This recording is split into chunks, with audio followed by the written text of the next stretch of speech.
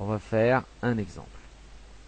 On a un individu dont l'utilité, c'est l'exemple cinéma,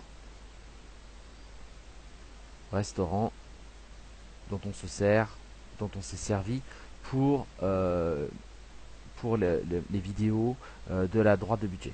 Donc l'utilité de l'individu, c'est-à-dire le plaisir de l'individu, c'est une fonction des quantités de cinéma et des quantités de restaurants.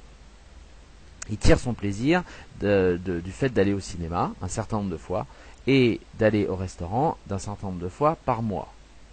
Hein, donc il faut toujours préciser la période temporelle. Bon, alors ça c'est une fonction très générale. Maintenant, on pourrait, dans le cadre de notre exemple, on va spécifier ses goûts. On va dire il a des goûts très particuliers, il a des goûts qui ont cette tête-là, et c'est une fonction, une équation que vous connaissez très bien, puisque c'est ce qu'on appelle la fonction Cobb-Douglas. Il a des goûts très particuliers, son utilité, le niveau de plaisir, c'est donc les quantités consommées de cinéma exposant 1,5 que multiplie les quantités consommées de restaurant exposant 1,5. Voilà. Donc quand vous avez une certaine quantité de cinéma et une certaine quantité de restaurant, eh bien quand vous avez la valeur de ces quantités de restaurant et de cinéma auquel il va par mois, eh bien vous avez l'idée, vous avez le nombre, le plaisir qu'il retire de tout ça. Et on cherche bien sûr à maximiser cette utilité sous la contrainte. Sous quelle contrainte? Donc il nous faut une fonction contrainte, puisqu'on a dit dans le Lagrangien, c'est une fonction objectif en jaune et la contrainte en bleu. Bon, je ne l'ai pas mis en jaune, l'autre, tant pis. Donc la contrainte c'est quoi? La contrainte c'est que le budget de l'individu ne doit pas excéder, et doit donc égaliser, parce que l'individu est rationnel, il dépense tout son budget, le prix du cinéma fois la quantité de cinéma, donc ça c'est la dépense en cinéma, plus le prix du restaurant que multiplie la quantité de restaurant, c'est-à-dire la dépense en restaurant. Donc sa dépense totale doit égaliser son budget. Donc voilà la contrainte. Il ne peut pas dépasser son budget, il ne peut pas s'endetter, il ne peut pas aller chercher de l'argent à quelqu'un, aller soudoyer quelqu'un pour qu'il lui prête de l'argent. Non, non, il doit respecter son budget. Donc voilà, donc là on a une formulation du problème un petit peu plus précise. Alors, comme on a dit, on va construire un Lagrangien. Je change les codes couleurs, je suis un peu désolé. On va construire un Lagrangien. Le Lagrangien, il dépend de quelle fonction, de quelle variable, pardon. Il dépend de la quantité de cinéma, puisque la fonction objectif, fonction que l'on cherche à maximiser, qui est ici, elle dépend du cinéma et du restaurant. Donc, le Lagrangien va dépendre de la quantité de restaurant, de la quantité de cinéma, et, puisque c'est un Lagrangien, du lambda, du multiplicateur de Lagrange, qui est ce paramètre particulier à la création du Lagrangien. Et il est égal à quoi, ce Lagrangien? Ce Lagrangien, il est égal donc à la fonction objectif, c'est-à-dire à la fonction d'utilité. Donc c'est QC 1,5 multiplié par QR 1,5 moins lambda par construction. On a dit que c'était comme ça que ça se construisait, il n'y a pas le choix. Moins lambda multiplié par quoi? Multiplié par la contrainte réécrite. Là, il faut réécrire la contrainte. Donc il faut faire apparaître cette contrainte égale à 0. Donc la réécriture de la contrainte, ça va être que PCQC, il faut le mettre dans ce sens-là, hein, PCQC plus, c'est important, PRQR moins B est égal à 0. Voilà la réécriture de la contrainte de budget qu'on glisse dans la parenthèse juste après le lambda. PCQC plus PRQR moins B. Et voilà. Donc voilà, là on a notre Lagrangien qui est construit. Et donc le but du jeu, c'est donc de maximiser ce Lagrangien. On va maximiser ce Lagrangien et on cherche les valeurs, donc on cherche la quantité de cinéma, la quantité de restaurant que l'individu veut consommer, mais aussi qu'il peut consommer, d'où la contrainte. On va aussi chercher le lambda, le multiplicateur Lagrange, parce que c'est propre au Lagrangien. Donc on cherche à maximiser ces fonctions-là. Pour maximiser une fonction, il faut que ses dérivées partielles soient égales à 0. Si d'ailleurs on cherchait à minimiser cette fonction, on aurait le même problème. Il faut que les dérivées partielles soient égales à 0. Donc on dérive le Lagrangien par rapport à QC. Il faut que ce soit égal à 0. On dérive le Lagrangien par rapport à QR, il faut que ce soit égal à 0. Et la troisième condition, il faut dériver le Lagrangien par rapport à lambda, puisque c'est la troisième variable du Lagrangien, et il faut que ce soit égal à 0. Et là, on aura notre maximum, on aura trouvé les quantités qui maximisent l'utilité sous contrainte. Alors, première partie, dérivons le Lagrangien par rapport à QC égale 0, ça implique que ça implique quoi? La dérivée de ça par rapport à QC. Donc ça fait que c'est la dérivée de ça par rapport à QC moins la dérivée de ça par rapport à QC. Donc c'est 1 demi QC, donc ça c'est A x A moins 1. Donc c'est 1 demi moins 1, le 1 demi on l'a mis là. 1 demi moins 1 ça fait moins 1 demi. Ça c'était le multiplicateur qu'il y avait devant, on considère que c'est un paramètre qui ne bouge pas, donc QR 1 demi.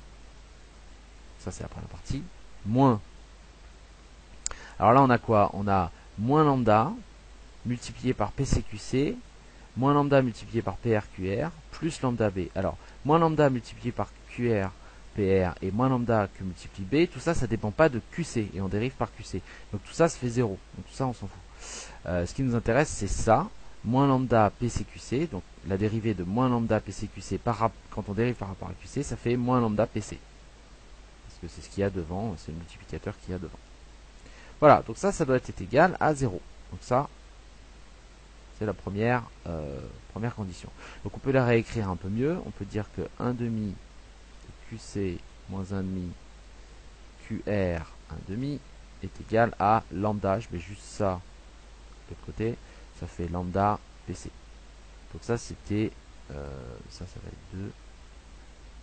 Alors, on va essayer de mettre des codes couleurs. Hein. Ça c'était 1. Et puis le 3, ce sera en bleu. Alors le 2. D Lagrangien sur, donc, la dérivée de Lagrangien sur QR égale 0. Bon, bah, c'est un petit peu la même chose.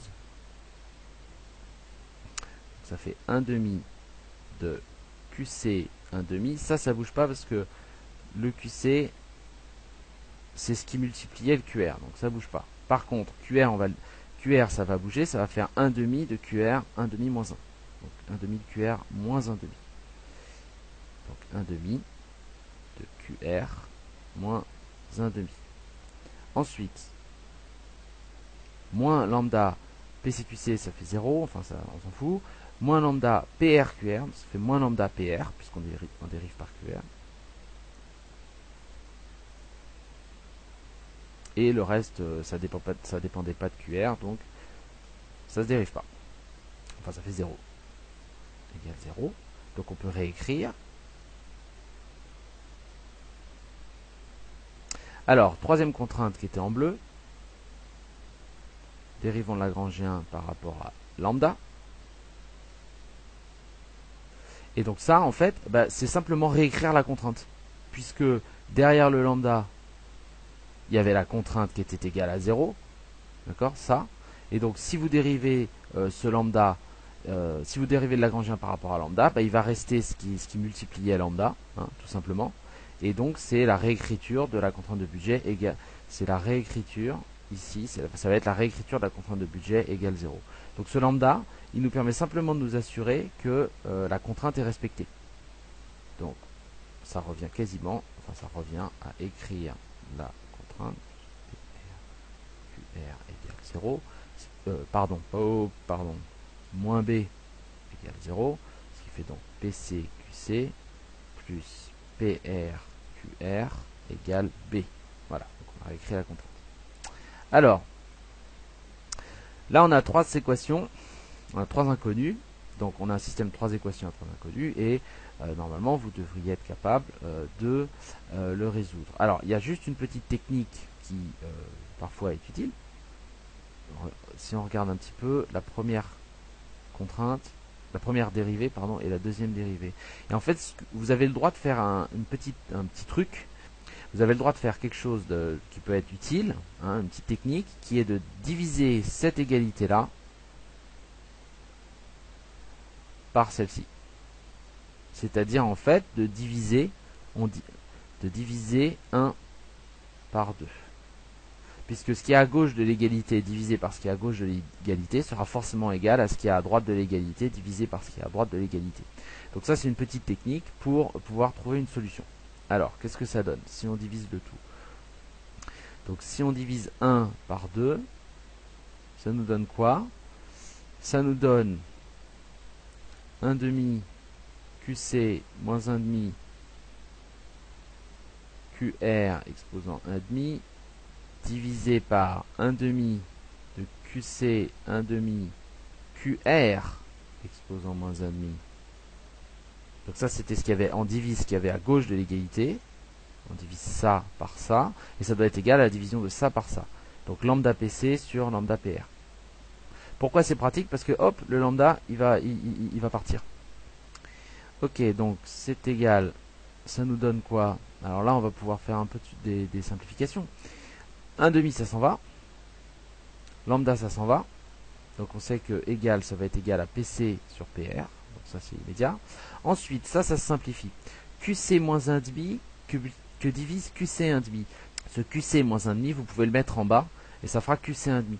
Donc si on met tous les QC en bas de la division, ça fait QC 1 demi que multiplie QC 1 demi. Et en haut, vous pouvez tout mettre les QR en haut, par exemple. Hein.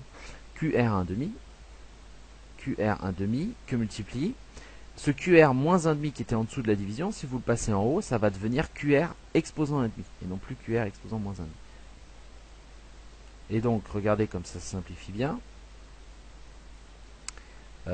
Ça, on peut dire que c'est égal donc à QR divisé par QC.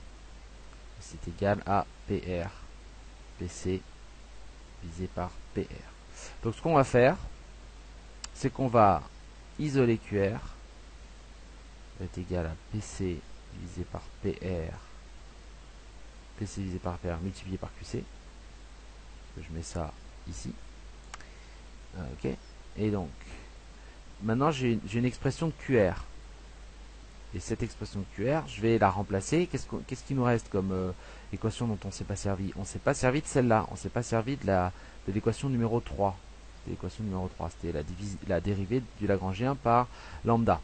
Donc, on savait que 3, c'était le Lagrangien sur lambda égale 0.